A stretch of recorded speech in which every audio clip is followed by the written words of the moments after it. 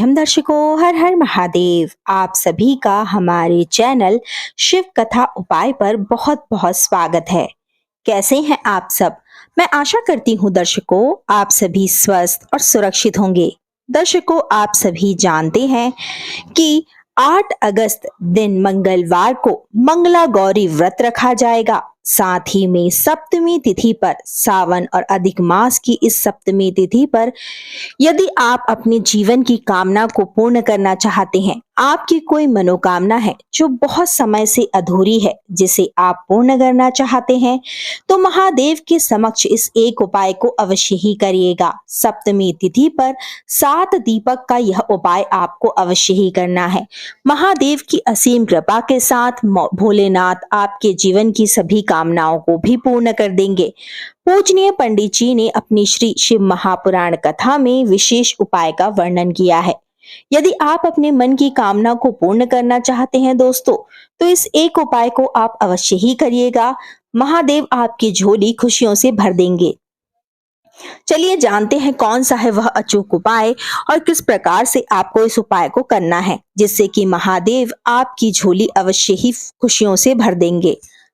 पूजनीय पंडित जी बताते हैं कि 7 दीपक का यह उपाय जो भी व्यक्ति सच्चे मन से और पूर्ण विश्वास के साथ सावन के इस पवित्र माह में करता है, उसकी कामना अवश्य ही पूर्ण होती है।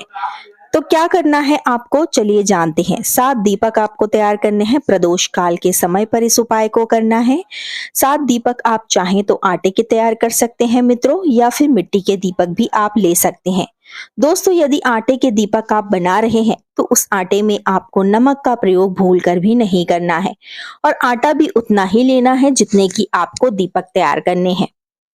आप सभी जानते हैं कि अधिक मास में दीपदान का बहुत महत्व होता है, और सावन का पवित्र माह तो महादेव को समर्पित होता ही है। तो क्या करना है आपको, 7 दीपक तैयार कर लें। सभी दीपकों में लंबी बाती आपको लगानी है रुई की। इसी के साथ में शुद्ध देसी घी के आपको दीपक तैयार कर लेने हैं। 7 अलग अलग स्थानों पर आपको दीपक जलाने हैं। सबसे पहला दीपक क्या करना है आपको, अपने घर के मंदिर में ही जलाना है। माता लक्ष्मी और इष्ट देव के समक्ष दीपक जलाएं। उनसे प्रार्थना करें कि आपकी कामना पूर्ण हो और आपके घर में सदैव सुख शांति रहे, समृद्धि का वास हो। दूसरा दीपक घर के रसोई घर में आपको जलाना है। पीने के पानी वाले स्थान के पास जलाना है। आप सभी जानते हैं परिंदे के स्थान के पास हमारे पितरों का वास माना जाता है, तो वहां पर दूसरा दीपक जलाएं, जिससे कि माता अन्नपूर्णा का घर में वास रहेगा और पितरों का आशीर्वाद भी आपको प्राप्त होगा। तीसरा दीपक घर के मुख्य द्वार पर आपको जलाना है। मुख्य द्वार पर जब आप दीपक जलाएंगे तो माता लक्ष्मी आपके घर की ओर आकर्षित होंगी और स्थायी रूप से आपके घर में वास करेंगी।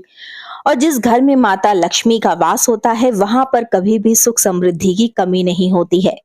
चौथा दीपक आपको बेलपत्र के वृक्ष के नीचे जलाना है। बेलपत्र के वृक्ष के नीचे जब आप दीपक जलाएंगे तो वहां पर 3 बार श्री शिवाय नमस्तुभ्यम मंत्र का उच्चारण अवश्य ही करें।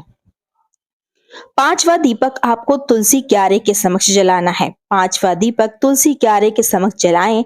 तुलसी माता हमारे घर में सकारात्मक ऊर्जा का संचार करती हैं और घर में सुख समृद्धि का वास कराती हैं। 6ठा दीपक आपको भगवान शिव के मंदिर में जलाना है। भगवान शिव के मंदिर में जब आप दीपक जलाएंगे तो उनके समक्ष, शिवलिंग के समक्ष में नीचे की तरफ आपको दीपक को रखना है। ध्यान रखें, शिवलिंग के ऊपर दीपक को नहीं रखना है, शिवलिंग के समक्ष रखना है आपको दीपक, और 11 बार श्री शिवाय नमस्तुभ्यम मंत्र का उच्चारण करें।